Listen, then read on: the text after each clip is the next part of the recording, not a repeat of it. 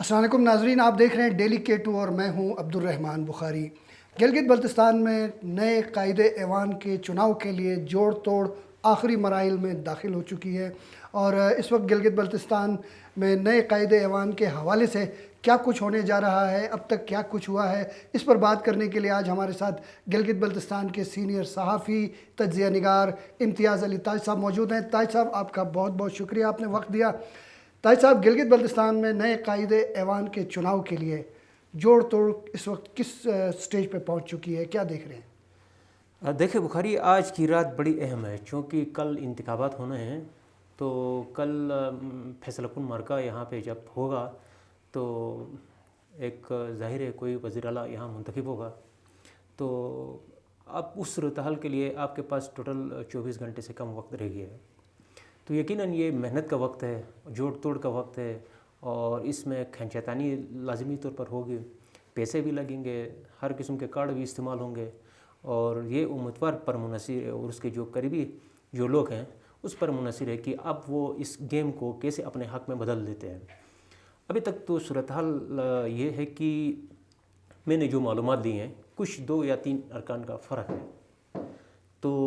اگر وہ ان 2-3 ارکان کو، یہ جو موجودہ پوزیشن ہے اس کو بھی مینٹین کر رکھتے ہیں تو شاید یہ جو ایک گلگت بلتستان میں ایک حکومت کو چلتا کر دیا ہے اس کے لیے شاید وہ نتائج حاصل نہیں کر سکیں گے جو ایک حکومت کو یہاں سے بھجوانے میں جو دلچسپی تھی وہ یا جو مقاصد تھے وہ پورے نہیں ہو سکیں گے۔ ابھی تک میرے اطلاعات کے مطابق یہ ہے کہ جو بلتستان کا جو گروپ ہے وہ بہت زیادہ کوشش کر رہا ہے، محنت کر رہا ہے، اور راجہ اعظم صاحب کا جو گروپ ہے، جی، اور جو امید کی جا رہی تھی،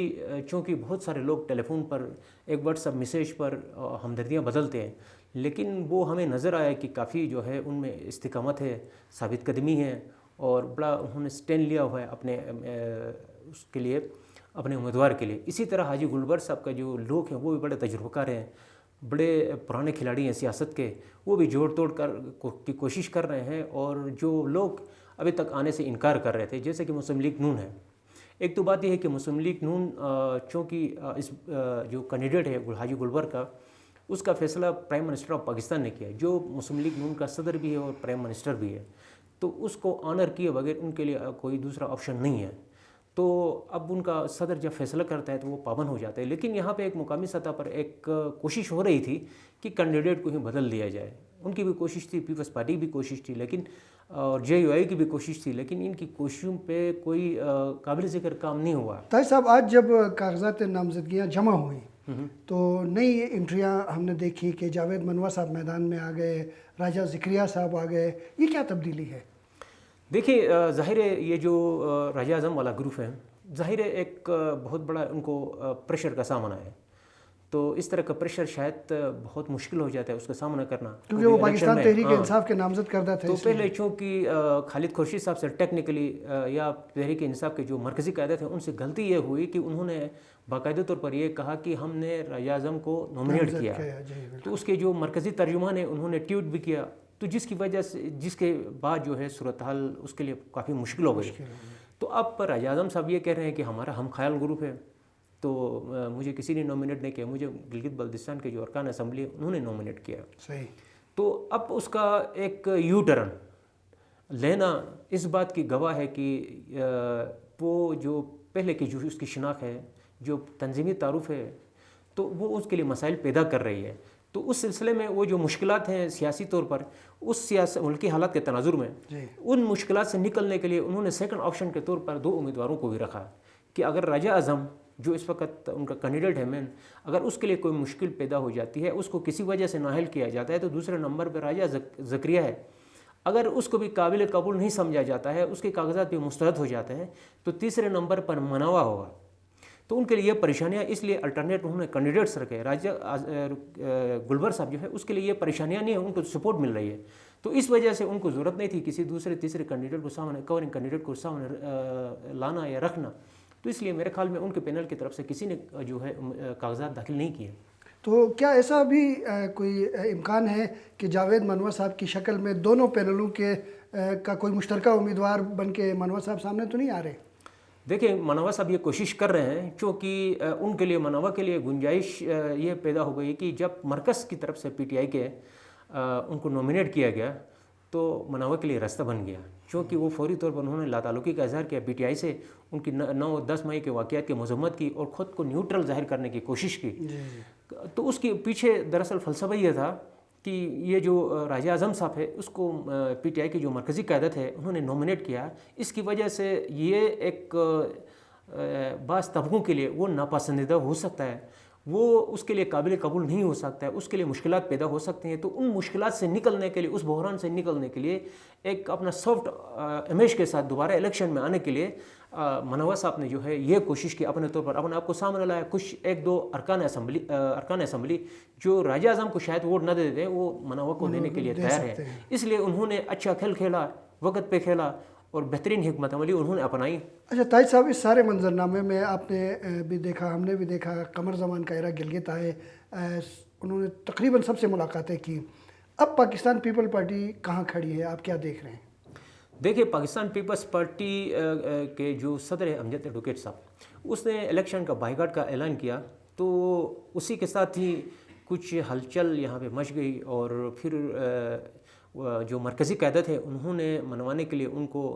قمر زمان قاہرہ کو یہاں بھجوا دیا۔ انہوں نے تمام جو طبقات ہیں سیاسی ان سب سے ملاقاتیں کی، اور اپنے جو پارٹی ہے گلگت بلتستان کی ان کا پوائنٹ آف ویو بھی لیا، جو حالات ہے وہ بھی دیکھیں۔ پھر اس کے بعد وہ شاید خود بھی کنونس ہو گئے ہیں، اس لیے انہوں نے کوئی فیصلہ نہیں کیا۔ اب اطلاع یہ ہے کہ وہ ان کے ساتھ امجد ایڈوکیٹ صاحب بھی زرداری صاحب کے پاس پہنچے ہیں۔ میرے خیال میں آج شام تک یا کل صبح تک یہ فیصلہ ہوگا کہ پیپلز پارٹی جو ہے اس نے کیا حکمت عملی اس کی ہوگی گلگت بلتستان کے اس الیکشن میں۔ تو اب امجد صاحب تو اب اگر فیصلہ یہ بھی ہو جاتا ہے ووٹ دینے کے لیے، تو شاید امجد صاحب اپنا ووٹ تو پول نہیں کر سکیں گے۔ ہاں وہ اندرون ملک ہیں تو شاید تو وہاں سے یہاں تک آنے کے لیے بھی بڑی مشکلات ہوں، اور وہ خود بھی نہیں چاہ رہا ہے کہ ووٹ کسی کے لیے وہ اس کا استعمال ہو۔ تو البتہ یہ ہو سکتا ہے یہاں جو ان کے ارکان اسمبلی ہے ان کے لیے کوئی ہدایت نامہ جاری ہو سکتا ہے، یا یہ کہا جا سکتا ہے آپ جو ہے ذاتی طور پر، ذاتی حیثیت میں آپ جس کو چاہیں وہ ووٹ دے سکتے ہیں۔ اچھا تاج صاحب، اگر ہم موجودہ صورتحال میں چیمہ گوئیاں بھی ہو رہی ہیں کہ یہ ری شیڈول ہو سکتا ہے انتخاب، تو کیا کوئی ایسی اطلاعات ہیں آپ کے پاس؟ دیکھیں میں نے بھی سنا ہے کچھ سنجیدہ حلقوں میں، اور اس کا ریزن بہت سارے لوگ یہ بتاتے ہیں کہ چونکہ جس امیدوار کو جتانے کی کوشش ہو رہی ہے، یا جس امیدوار کو جتانا ایک ترجیح ہے، اس کے لیے حالات زیادہ سازگار نہیں بن رہے ہیں، اس لیے امیدوار کو شاید تبدیل کیا جا رہا ہے، یا اس سیناریو کو بدل دینے کے لیے یہ کوشش ہو رہی ہے۔ لیکن میرے خیال میں اس آپشن کو بہت کم اس کو اہمیت دیتا ہوں۔ اس کی وجہ یہ ہے